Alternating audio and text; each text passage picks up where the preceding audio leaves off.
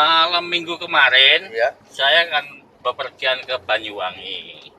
Dari Lorok Pacitan ke arah Kalibaru, Ya.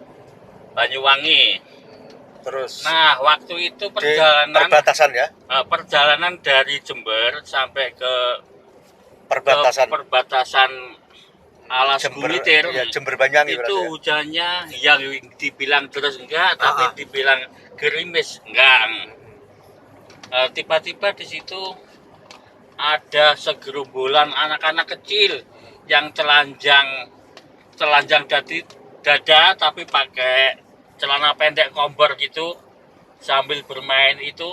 Ya, tapi Sedotan buat ke anu itu yang sabun dikasih air gelembung ya. Itu jumlahnya banyak. Terus di situ ada warung nggak ya? Warung tapi tutup Pak waktu itu. Jam 2:30 malam itu waktu itu. Iya. Ini bener Bang, anu Pak, agak bohong ini. 2:30. Banyak jumlahnya anak-anak itu. Gundul tapi raut mukanya nggak jelas rata gitu. Kenapa saya bilang kok raut mukanya jelas? Waktu itu saking banyaknya anak-anak kecil itu, saya setengah berhenti Pak itu mobil yang saya bawa itu. Terus penumpangnya Pak Yan bagaimana? Penumpangnya sama tidur semua Bang. Jadi nggak ada yang tahu Saya ya? mau bangunin saya juga nggak enak namanya penumpang kok. Iya. Tapi saya kok nggak ada perasaan sedikit pun takut atau merinding atau gimana, nggak ada waktu itu. Iya. Karena satu daerah situ kan Pak Yun nggak paham mungkin ya. Ya sebenarnya saya paham Pak, Pak. Saya sudah lewat situ sering. Kok ada anak itu dikirain orang-orang biasa gitu ya?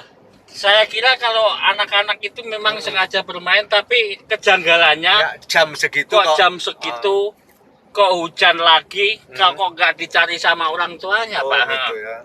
Akhirnya saya berpikir Pak, Iya. aneh, jangan-jangan ini sesuatu yang tidak lazim. Jam 3 3 pagi banyak ya, itu anaknya. Jam 3 pagi ya maksudnya. Jam 3 pagi Pak. Terus waktu itu Pak Yan sadar nggak bahwa di situ gini Pak, tempatnya ya? Sebelum saya memasuki Alas Gumitir itu, Ya. Saya punya perasaan nggak enak. Aduh, ini hujan, terus jamnya udah jam segini, penumpang semua pada tidur. Ya. Udah perasaan sudah nggak enak gitu Pak. Ternyata tiba-tiba di situ banyak anak-anak kecil. Terus gini Pak Yan, seingat saya ya. Iya Pak. Saya pernah diceritai kan daerah situ. Di pas perbatasan itu kan di bawahnya kan ada terowongan itu Pak Yan. Jalannya gitu ya, Pak, ya? Jalannya sepur Kereta itu. api itu Pak ya. Terus di dalam pembuatan terowongan itu dulu memakan memang biaya korban banyak Pak, ya? Bang. Iya. Ya mungkin ya. Itu korban jiwa Pak ya? Iya, zaman Belanda loh Pak Yan, yang bangun Saya Belanda. kira korban perasaan bukan Pak ya? Iya. Iya, itu dulu zaman Belanda Pak Yon. Jadi gitu kerja ya, Pak, nggak ya? dibayar, agak anu dulu. Jadi ceritanya kalau masalah pembantaian orang mati di situ, mungkin zaman PKI dan sebagainya mungkin ada gitu, ya. Pak, ya. Ya kalau muncul model-model begitu mungkin iya Pak Yon.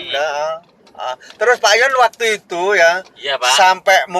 sampai di daerah Jember di daerah Banyuwangi, mungkin Pak Yon punya nalar apa sebenarnya yang terjadi dan mungkin masih ada pikiran macam itu. Terus sadarnya bagaimana Pak Yon ya? Saya sampai kira-kira peristiwa itu jam 2:30. Ya. Sampai kira-kira jam 6 selalu terngiang itu. Itu kemarin tadi malam apa ya? Tapi kalau anak-anak kecil kok nggak punya wajah.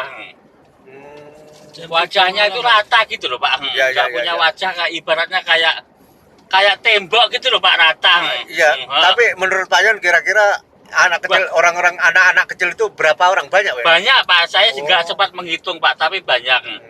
Itu pun di kanan kiri jalan Pak.